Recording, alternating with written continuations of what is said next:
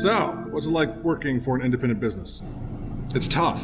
First off, it's very, very tough working for an independent business, especially when it's not owned by a corporation, which, of course, coins the term independent.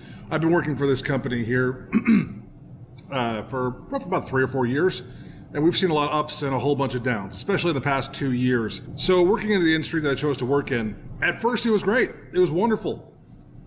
People were happy. We were helping get people off cigarettes, switch them over to vaping, to a healthier alternative. Now, it's not the same as not smoking at all. I'm not condoning anybody to start vaping if you've never vaped or never smoked. I'm just saying it's a good alternative to tobacco. That being said, it was a great venture at first. Working for an e-liquid company, doing promotions, going on YouTube, having a review channel, then opening up a brick and mortar store and helping people locally, and then opening up a second store. Unfortunately, when you work for independent companies, well, sometimes things don't go exactly the way you want them to. So what do I mean by that? Well, they don't go how I want them to, or how you want them to in general. For example, being in the vaping industry back in 2019, the middle of 2019, there was this big scare that had to do with, well, what ended up being with illegal black market THC pods that were cut with vitamin E acetate. That was causing a lot of people to die, or at least become severely ill. And unfortunately, the non-THC vaping was blamed. And that took quite a hit on the industry. So sales were down all across the globe pretty much, or especially in the US. So it didn't do well, the Avali scare. And unfortunately, it took the FDA a long ass time, or CDC, whoever it was.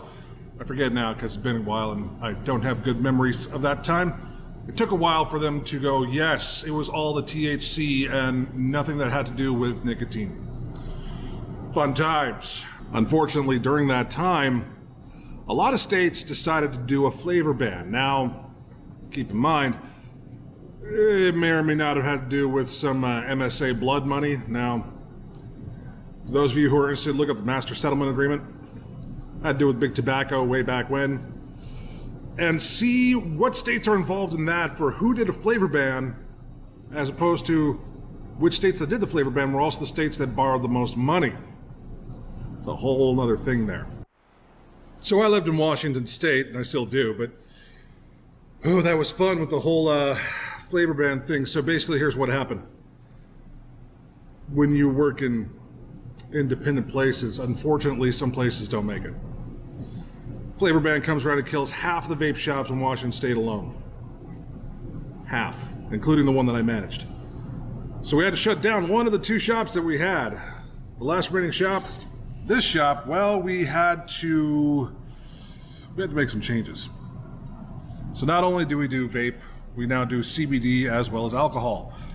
Not hard alcohol, but beer, cider, wine, mead, that type of stuff. So we have grown quite a bit. The reason why I'm bringing all this up is because a lot of people have this idea that working for an independent company is going to be great. You're going to have a lot of off time, or it's going to be really cool and chill.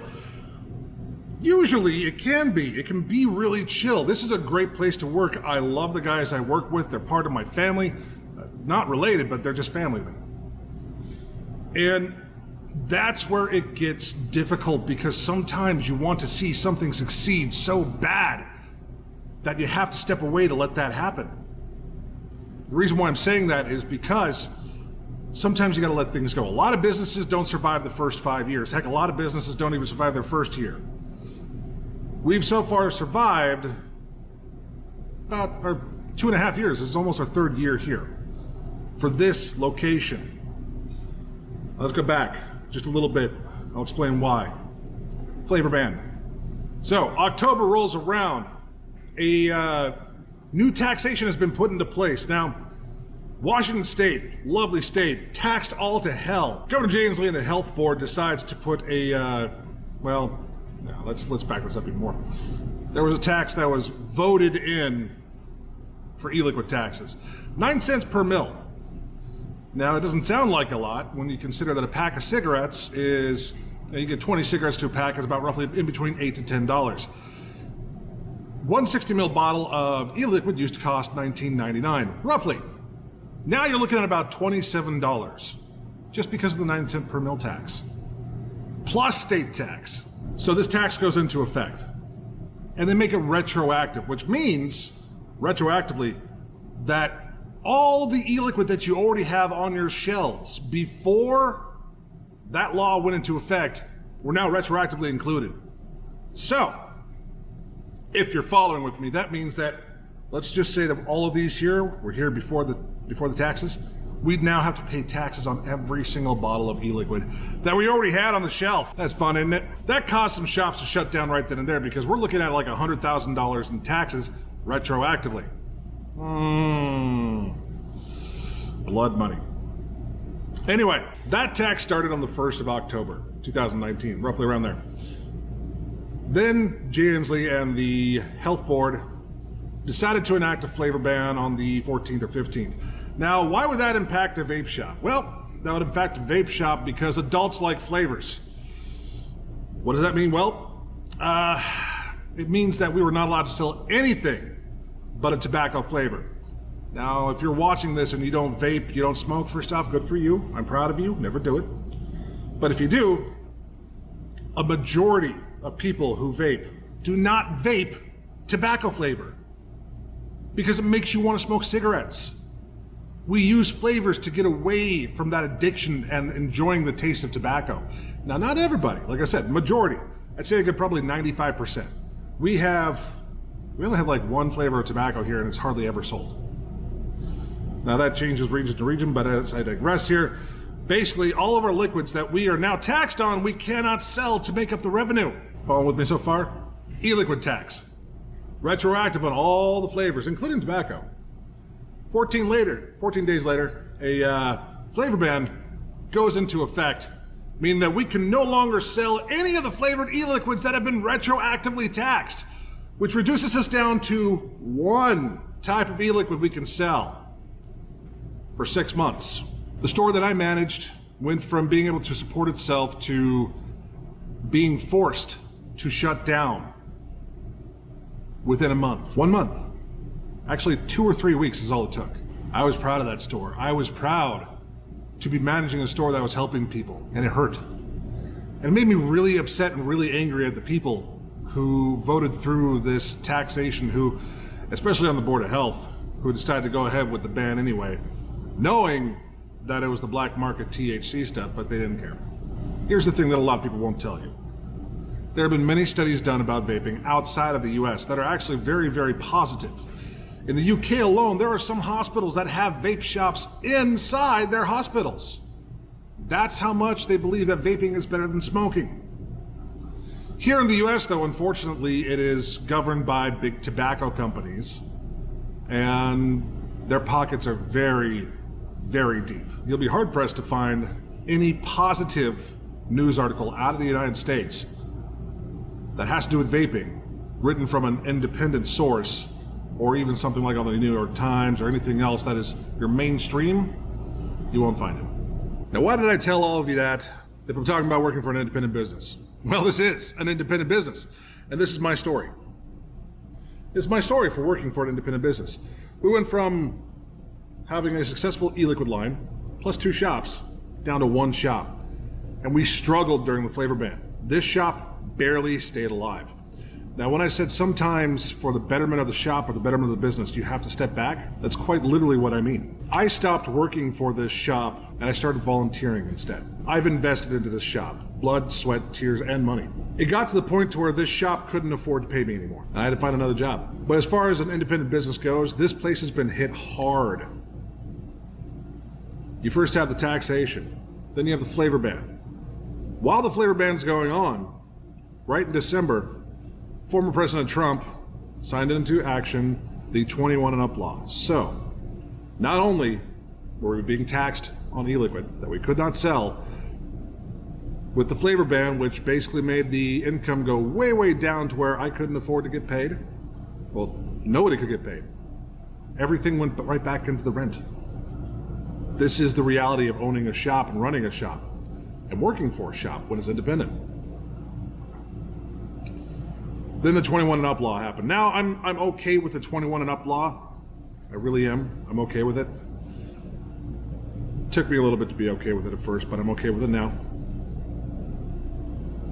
But at that time, that was just another nail in what we sure was going to be our coffin. February comes around. Flavor ban is thankfully lifted. And if we hadn't started selling CBD products and beer, we never would have survived those 6 months. That was 2 years ago. 2 years ago, we started off with basically a couple shelves of e-liquid and a couple display cases. That was 2 years ago. But now, we still have our vaping stuff. We still do that. And we still have our vaping supplies, as you can see here. But now we have more. We offer a lot more as well. We have other things, such as retro sodas, which are quite good, actually, quite good. I really like the Diet Ginger beer. A lot of retro sodas. We even have some kombucha. For the long game, we brought in some brew supplies for amateur brewers or people who wanted to get into brewing. We now also offer growlers to go. Can't drink it in store, even though you really want to. We carry a lot of wine. Now, not a whole bunch, but quite a bit. A lot of mead. We got basically 1.5 shelves of mead. The rest is wine. All of this local. We're trying to keep it local. We have a lot of hard cider. We got a lot of beer. Got a good couple amount of cases, I should say. And if it wasn't for changing how we did our business and how we ran our business, we would not be here. We would not be here at all. And that's the point that I'm making. Sometimes you start a business and it's going great. You hit that key thing. And it works. It works well. Oh boy, does it work well. And sometimes you decide to start a business and it fails. Or you decide to go solo and maybe start a YouTube channel. And then they demonetize it because they demonetized that whole platform. Well, were you a failure or did you succeed? That's up to you and how you look at things. But so now, I'm at the precipice here where, while I like my main job, I enjoy my main job, and I enjoy working here, and I will always work here, I'm wanting to go into business for myself for something else full time. I've realized in my life that while I don't mind things, being told what to do and whatnot, I'd rather be my own boss. So, what does all this mean? Well, I'm starting a new venture, basically. It's going to be slow going. It's not going to be award-winning right away. But hopefully, it'll give me some peace of mind.